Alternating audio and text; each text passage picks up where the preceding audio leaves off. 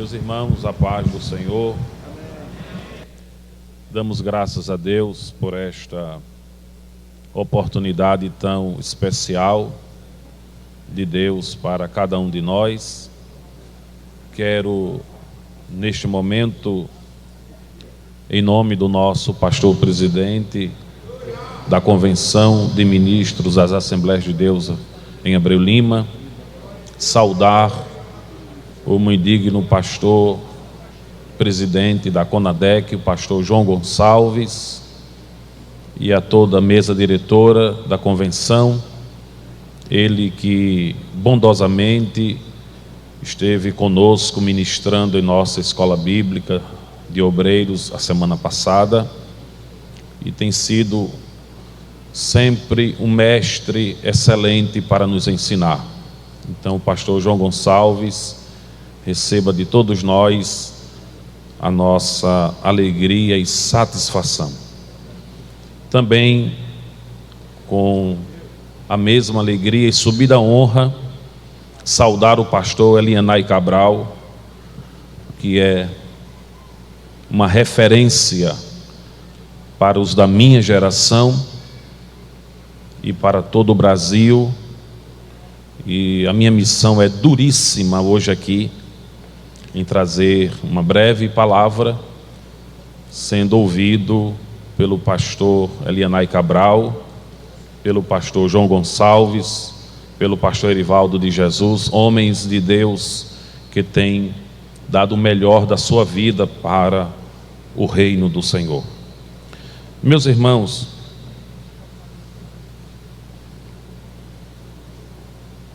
os irmãos têm pautado como reflexão e meditação nessa escola bíblica de obreiros um texto na palavra de Deus com o tema o desafio do ministério eclesiástico ou desenvolvimento do ministério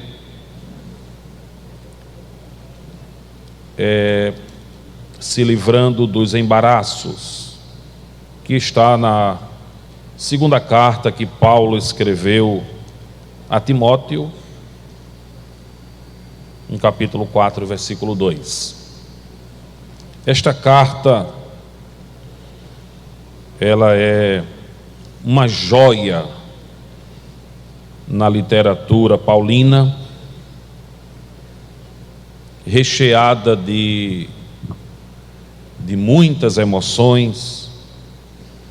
Segundo os estudiosos da Bíblia, esta é a última carta do apóstolo Paulo. Ele está no corredor do martírio, portanto, estas são as suas últimas palavras. Paulo sofreu 2 aprisionamentos em Roma, o primeiro aproximadamente nos anos 61, 62, e nesta oportunidade do seu aprisionamento, o motivo que o levou foi a inveja dos judeus. Mas ele foi preso como apóstolo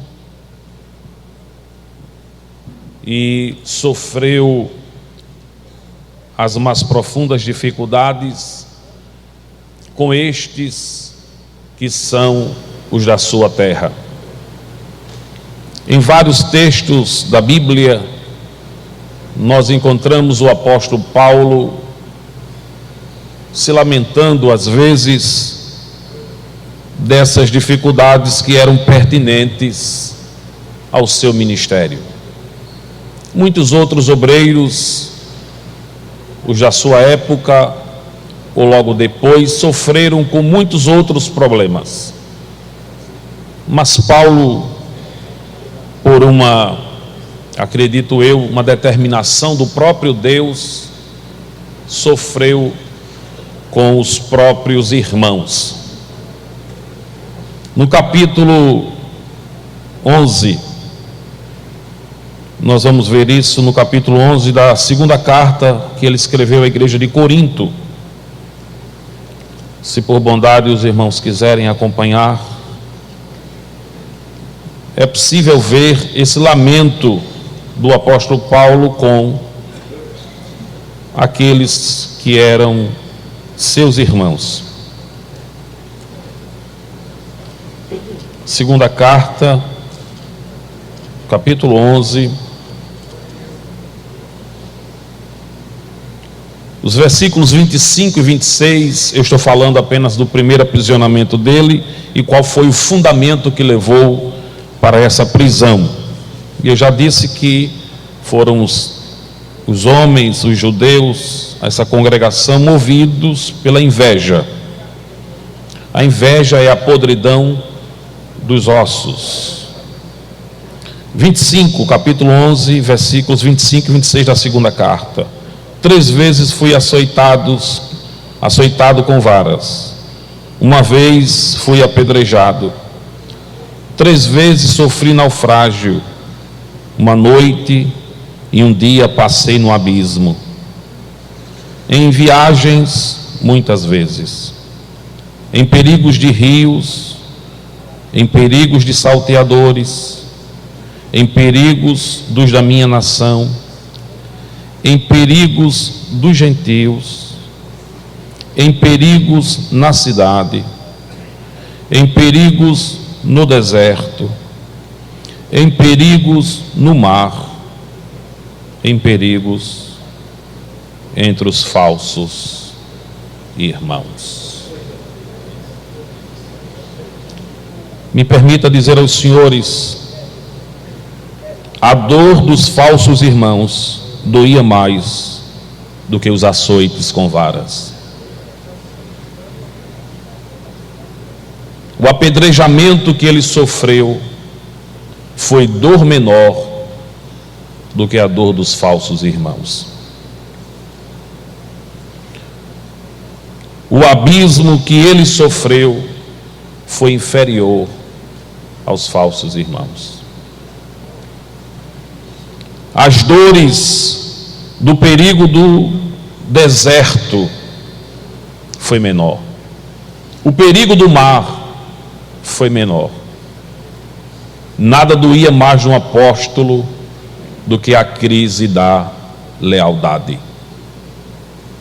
Não é de hoje que os senhores sofrem, que gerações inteiras sofrem com a crise da lealdade. Mas a graça de Deus superabundou na vida do apóstolo.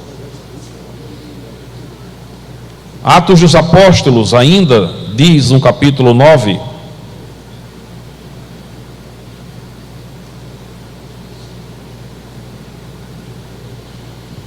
se você pode acompanhar, e o versículo 23, depois da sua conversão, o apóstolo manifesta um desejo incomum, que era de pregar o evangelho. Era tipo uma sensação de culpa, de não ter dado mais oportunidade ao tempo para fazer o trabalho. E agora, convertido,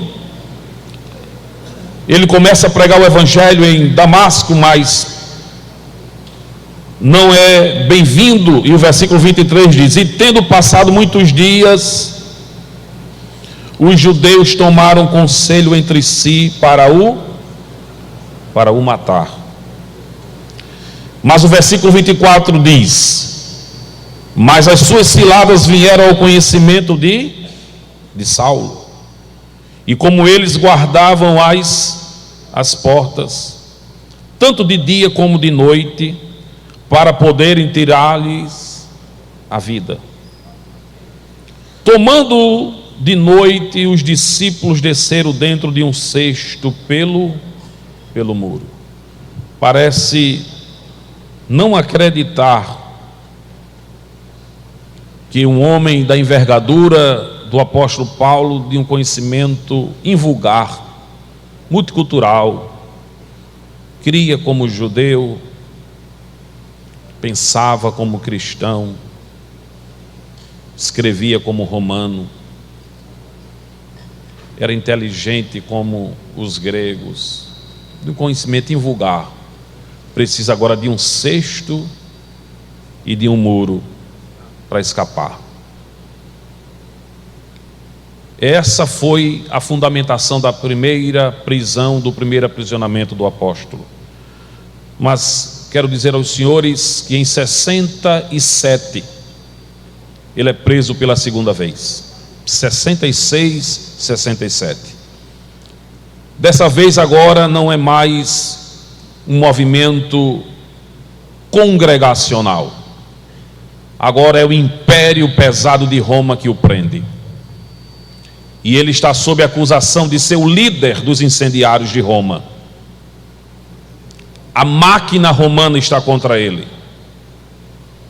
De modo tão grave, tão acentuado, que esta carta, me permita, os grandes ensinadores da palavra de Deus, parece ser escrita de um lado com a pena, com a caneta, com o papel, e do outro lado com um lenço.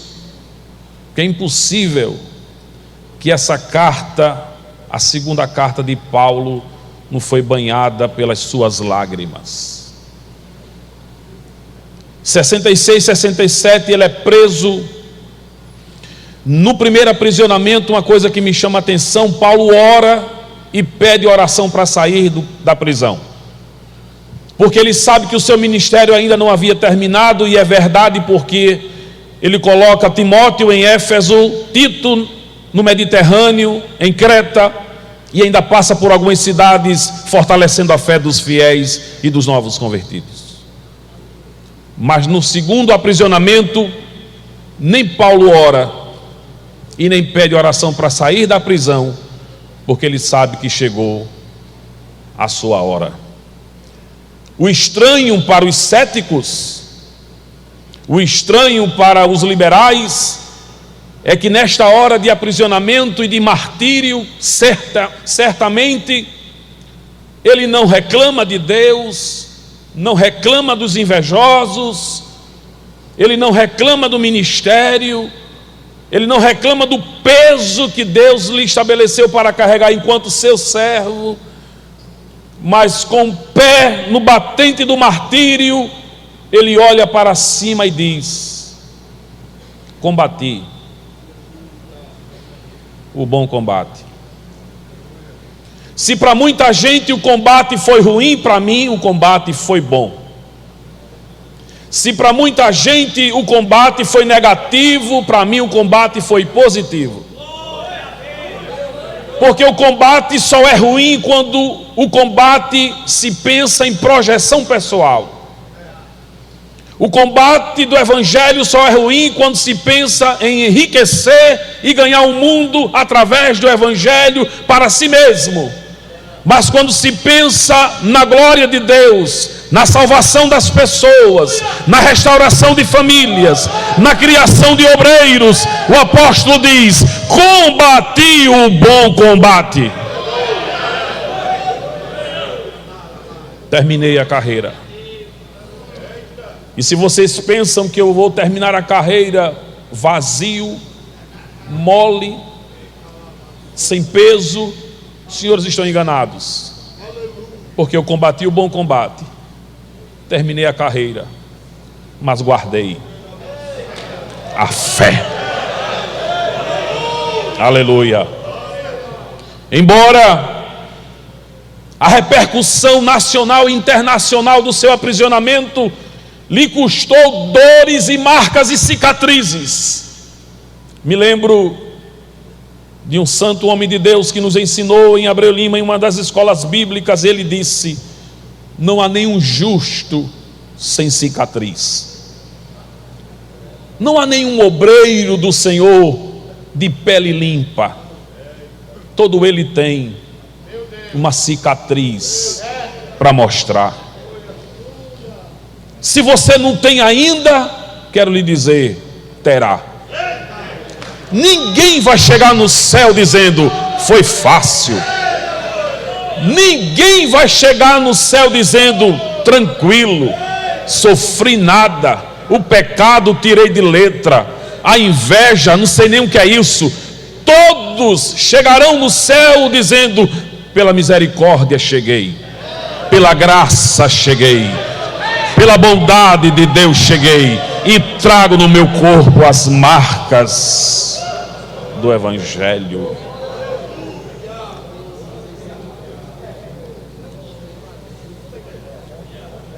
Aleluia. Ele vai dizer: todos me deixaram, a guerra é tão grande contra mim que eu estou só.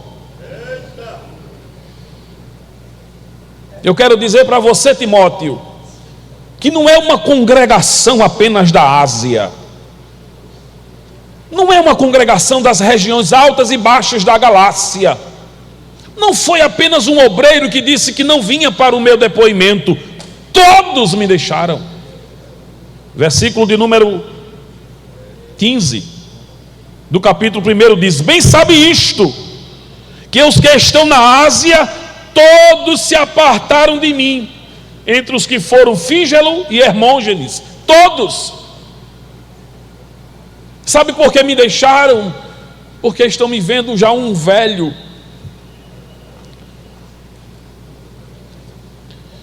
Capítulo 4, versículo 9 diz: procura vir ter comigo depressa, dá um jeito para vir logo, porque Demas, está lembrado dele?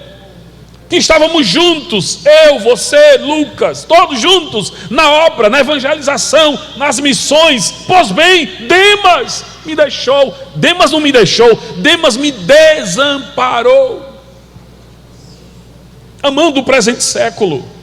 E eu fui estudar sobre isso e descobri: Demas não se desviou. Demas foi para outro ministério dizendo: será que vai ter futuro esse velho para o meu ministério? Esse velho já preso, encarcerado, no martírio, esse velho tem futuro para mim? Certamente que não. Então eu vou amar o presente século, eu vou ver aonde é melhor, onde eu posso ser mais. Esse velho não tem futuro. Demas me desamparou, Timóteo. Mas quando eu leio a Bíblia, e você também, meu companheiro, e os senhores também, nós nos lembramos de Josué. Escute-me, Josué era um homem cheio do Espírito, piedoso, porque não se afastava da tenda, não entrava porque não podia entrar. Moisés entrava e ele ficava na porta da tenda. Josué era obediente, e Josué tinha uma chamada para ficar no lugar de Moisés. Mas a Bíblia diz que quando houve a luta, Moisés subiu para o monte, e Josué ficou aonde? Na guerra. O texto diz que quando o homem cheio do Espírito lutava, pregava, fazia, acontecia, e Moisés baixava as mãos, ele perdia a guerra. Mas era cheio do Espírito. Mas era aqui o velho Moisés, braços cansados, pesados, só resolvia a vida de Josué quando Moisés.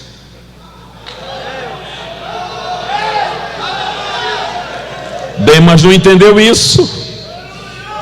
Demas perdeu a bênção, porque lá dentro da prisão Paulo podia dizer: Jesus abençoa o ministério de Demas. Não precisava ele estar presente, precisava apenas estender as mãos para receber a bênção. Valorize aquele que colocou a mão sobre a sua cabeça. Eu não estou falando para os acima da minha idade, que eu tenho juízo. Eu estou falando para a minha idade para baixo. Para os jovens. A gente é jovem, tem força, às vezes pinota muito, tem muita unção, mas a bênção da gente está na oração, dos joelhos, dos velhos.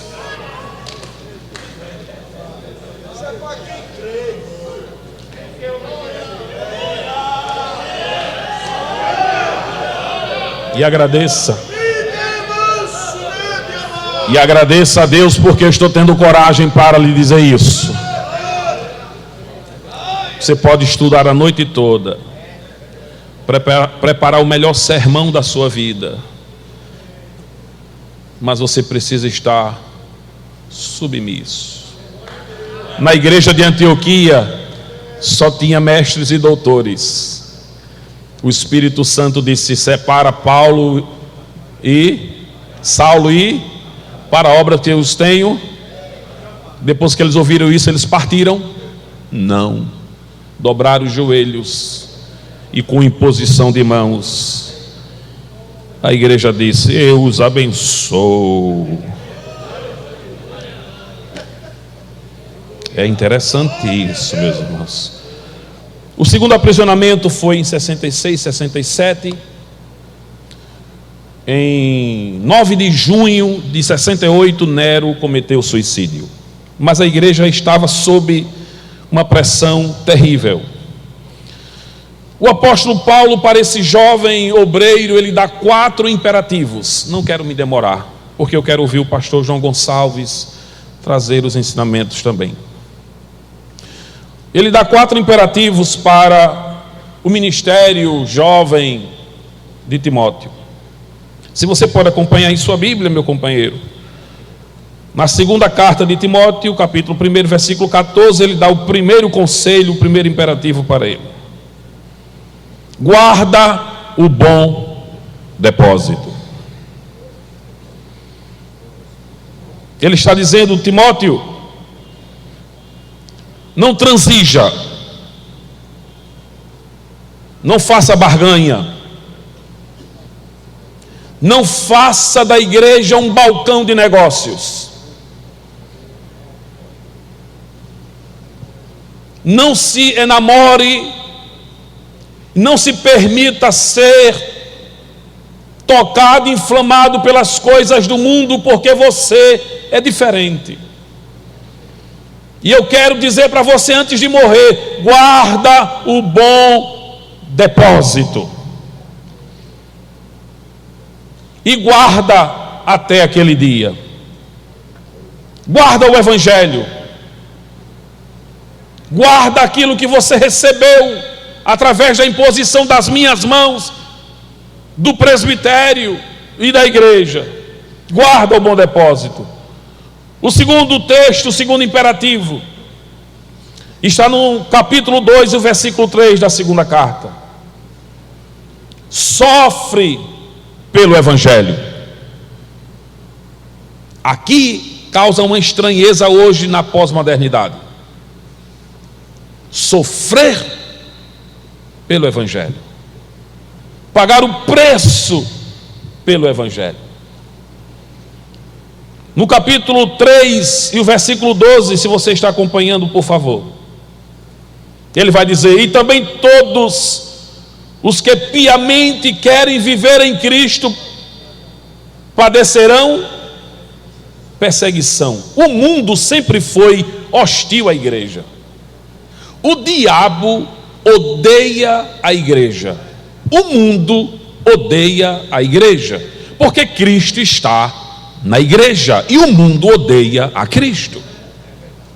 Não existe essa conjunção verbal, igreja e mundo. É por isso que nós obreiros sofremos. É por isso que os pastores mais experientes e mais antigos sofrem abundantemente. Porque o mundo quer flertar com a igreja.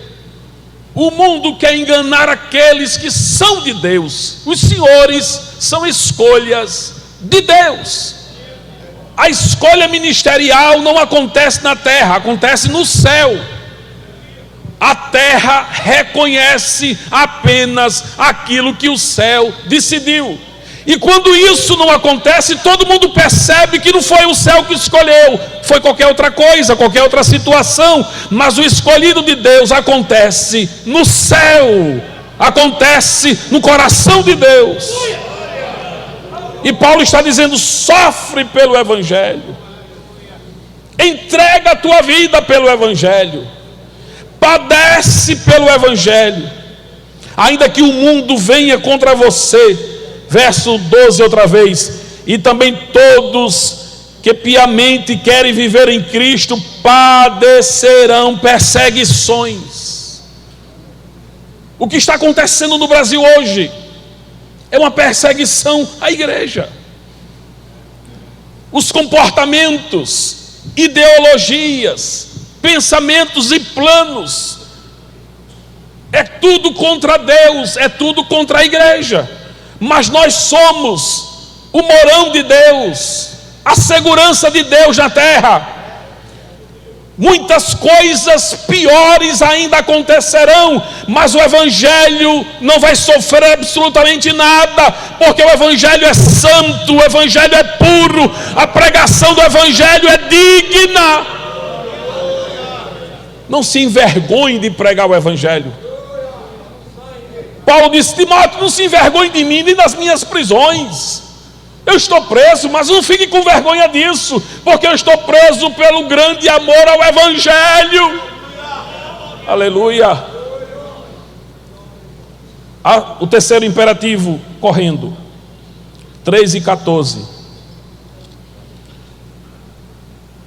Tu, porém, permanece naquilo que aprendestes e que foste inteirado, sabendo do que tens aprendido. Em quarto lugar, o quarto imperativo, para irmos para o texto, 4:2. Pregues o Evangelho, oportunamente, inoportunamente. Eu olho para Paulo no Areópago, ele usa um método. Na Caia, Corinto, ele usa outro. Na Galácia, ele usa outro método. Ele diz: eu estou perplexo porque vocês mudaram tão rapidamente. Mas sabe o que Paulo nunca mudou? O princípio do Evangelho. Jesus salva, Jesus cura, Jesus batiza com o Espírito Santo e em breve voltará. Há possibilidades de métodos diferentes, de regiões diferentes, de geografias diferentes, mas o princípio do Evangelho é o mesmo. Jesus Cristo é o Senhor, para a glória de Deus Pai. Mas agora vamos ver alguns embaraços que podem comprometer o ministério.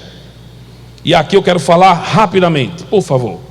O primeiro embaraço que eu vejo e sofro hoje nos meus dias de servir a Deus é o liberalismo teológico. Essa febre que hoje já não tem ondas tão crescentes, mas ainda existe ramificações profundas. Aconteceu no século XVIII na Alemanha. O liberalismo teológico não crer nas Escrituras, não crer na inspiração das Escrituras, não crer na inerrância das Escrituras. O liberalismo teológico quer arrefecer a Bíblia. Outro dia eu li uma literatura que o escritor dizia: nós precisamos repensar a Bíblia, nós precisamos repensar os textos, para ver se a gente faz uma adequação a tudo isso que está acontecendo em nossa volta. Não somos nós que vamos fazer nenhuma adequação. Não somos nós que vamos fazer absolutamente nada. O que está feito, está feito.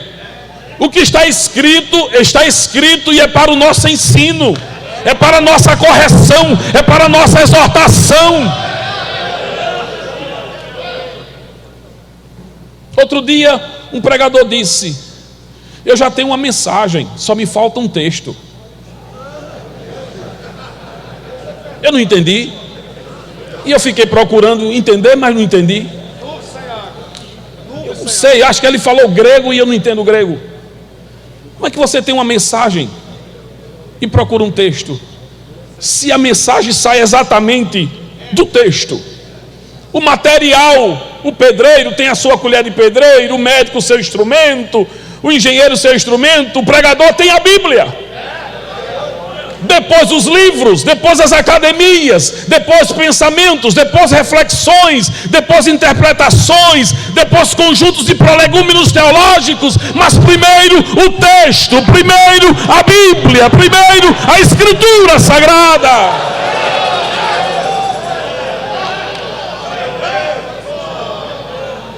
Ouça-me, por favor. A igreja não se alimenta da minha unção. A minha unção só serve para mim, nem para você serve. Cada um tem a sua unção. A igreja se alimenta da palavra. Se diz Jesus, Bíblia, o povo recebe. Se diz Jesus, a igreja recebe. Se diz com muito artefato teológico, a igreja recebe. Mas se diz simplesmente, o que a igreja precisa se alimentar é da palavra de Deus e nada mais. Palavra de Deus. O liberalismo teológico está atacando os jovens obreiros da minha idade. Eu não sei, pastor João Gonçalves, um indigno pastor Elianai Cabral. Eu não sei se é uma espécie de cansaço. Como se alguém tivesse, como se tivesse cansado da palavra. E aí eu vou ver outras coisas para ver se anima um povo. Eu dirigi uma congregação que o pastor Isaac, de saudosa memória, me colocou. Era jovenzinho ainda, 24 anos eu acho, 23. Fui para uma congregação, um lugar assim, bem conhecido. E eu comecei o trabalho e ele disse: olha, você vai para um lugar que não tem ninguém. Eu fui dizer: mas pastor, não tem ninguém. Eu estou numa congregação que eu já fiz uma EBF, Escola Bíblica de Férias, em crianças, pais não crentes, encheu a igreja. E o senhor vai me mandar para um lugar que não tem ninguém? Eu vou, sim senhor. Agora eu queria perguntar ao senhor, o que é que eu vou fazer lá? Ele fez uma cara feia para mim. Pastor Isaac com cara feia, problema. Ele olhou para mim assim: se a sua pergunta está me descendo como uma espinha de garganta, eu não mandei você me perguntar isso, vá trabalhar lá e faça o trabalho. Eu fui. Saí animado com a palavra. Comecei a fazer o trabalho. Aí o irmão disse assim: pastor, eu queria falar com o senhor particular. Eu digo: pois não. Olhe, o senhor está vendo aquela igreja ali? Estou, bem pertinho daqui da gente. Eu passei lá, está assim de jovem, e a gente tem pouco jovem aqui. Eu digo: é porque a gente está começando agora e tal, vamos orar para Jesus mandar, vamos fazer o trabalho. Ele disse: pastor, eu acho que a gente aqui não vai não. Não vai não, vai não. Olha, pastor, o pastor lá, ele desliga as lâmpadas da igreja, tem umas fumaças que eu não sei o que é aquilo que ele bota, e ele fica de skate na igreja com os meninos. Eu sempre fui desse peso, dessa barriga. Eu olhei para ele assim, eu disse: meu filho, olha, não dá para a gente fazer isso aqui não. Você já imaginou o pastor Isaac Martins Rodrigues passando na porta da igreja, a igreja toda escura, cheia de fumaça, e eu no skate, para lá e para cá. E quando ele me perguntasse: o que é isso aí, Paulo Filho? Eu disse: pastor, é para a igreja encher.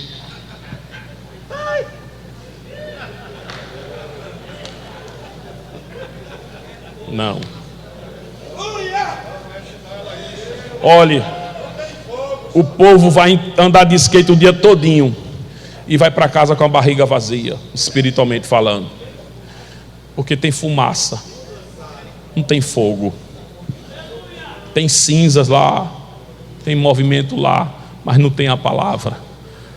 Eu quero falar para você hoje aqui. Olhe para mim, por favor. Não se impressione com nada. Está me ouvindo? Não se pressione com nada. O Deus que estabeleceu você lá naquela região, na hora certa, Ele arrebenta as comportas. Porque lá do outro lado o povo pula, do outro lado o povo dança, do outro lado o povo fica suado e volta para casa vazio. Mas no dia que passar, no lugar que você está lá, como um passarinho cantando a palavra, Gênesis, Êxodo, Levítico, Número, Deuteronômio. E quando ele perceber que tem algo diferente, eu vou ficar por aqui. A palavra. Levante a sua Bíblia. Levante a sua Bíblia. Me permita, por favor, pastores, me levante a sua Bíblia e diga: Deus, me dê paixão pela tua palavra. Liberalismo teológico é uma doença e está na contramão do que o apóstolo Paulo ensinou. Abra sua Bíblia aí na segunda carta 3:16. Por que não ao liberalismo teológico? O liberalismo teológico também é contrário às missões da igreja. Ele não acredita nas missões, não acredita nos milagres. E a Bíblia fala de muitos milagres. 3:16. Toda escritura divinamente inspirada é proveitosa para corrigir, para instruir em justiça. O outro problema que eu quero ressaltar para os irmãos é o relativismo moral. O mundo é plural, não é? Não é dito isso hoje aí? O que é relativismo moral e afeta o ministério? Cada um tem a sua verdade. Você tem uma verdade e a minha verdade é outra. Se lemos lá em João capítulo 18, versículos 37 e 38, abra a Bíblia, por favor. João capítulo 18. Nós vamos ouvir Jesus fazendo uma declaração e uma pergunta tão milenar vai nos chamar a atenção. 18, 37 e 38. Disse-lhes, pois, a Pilatos: logo tu és rei? Jesus respondeu: tu dizes que eu sou rei. Eu para isso nasci e para isso vim. Vim ao mundo a fim de dar testemunho da verdade. Todo aquele que é da verdade ouve a minha voz. Veja a pergunta de Pilatos, se não é a pergunta da gente do mundo hoje que nós vivemos. Disse-lhe Pilatos: o que é a verdade? O senhor está falando de uma verdade. Que verdade? O relativismo moral é exatamente contrariar a verdade. E Paulo vai dizer na segunda carta aos Coríntios 13:8. Vamos ler? Segunda carta de Paulo aos Coríntios, capítulo 13.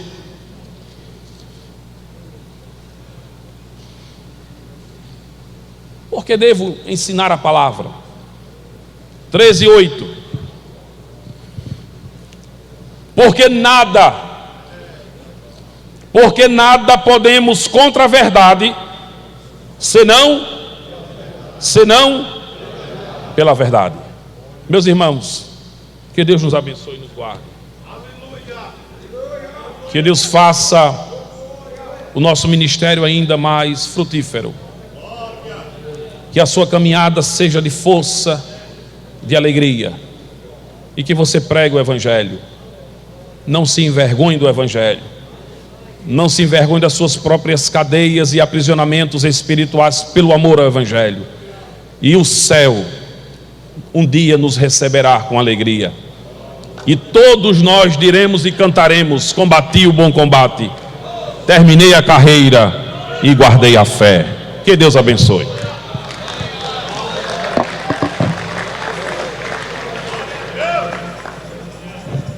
Autorizado pelo nosso pastor presidente, vamos fazer uma oração, por favor, para que esta palavra se aplique em nosso coração a cada dia, e que o Espírito Santo encontre sempre prazer em nossa vida, hoje na juventude, amanhã numa idade mais avançada, mas que o Espírito do Senhor abençoe você em todas as regiões. Aqui nós estamos com pastores de várias regiões, tanto aqui do Ceará, do Fortaleza, como em outras partes do Brasil. Que Deus abençoe a sua família, que Deus abençoe a sua esposa, que Deus abençoe os seus filhos, que Que Deus abençoe a sua casa. Talvez alguns precisaram se negar em algumas coisas, mas Deus pode compensar você na vida dos seus filhos. Entenda isso esta manhã. Aquilo que talvez você gostaria de fazer tanto e não fez, Deus pode compensar na vida da sua família. Levante a sua mão e oremos. Pai, em nome de Jesus, aqui está, Senhor, a tua santa e gloriosa palavra. Aqui está, Senhor, os teus santos ministros, os teus santos servos pastores do teu santo rebanho, a tua igreja. Senhor, em teu nome falamos a tua palavra. Esta reflexão breve, Senhor, que veio ao meu coração nesta manhã.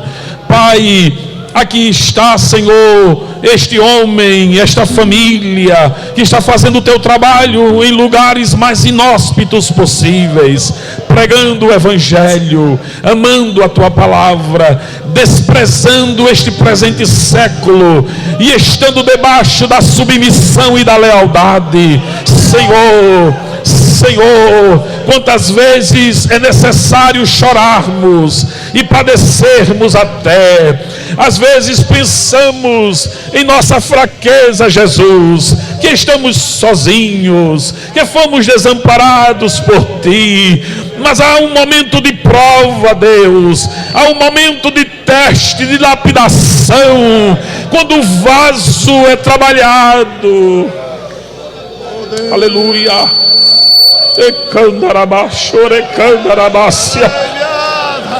Oh, Jesus.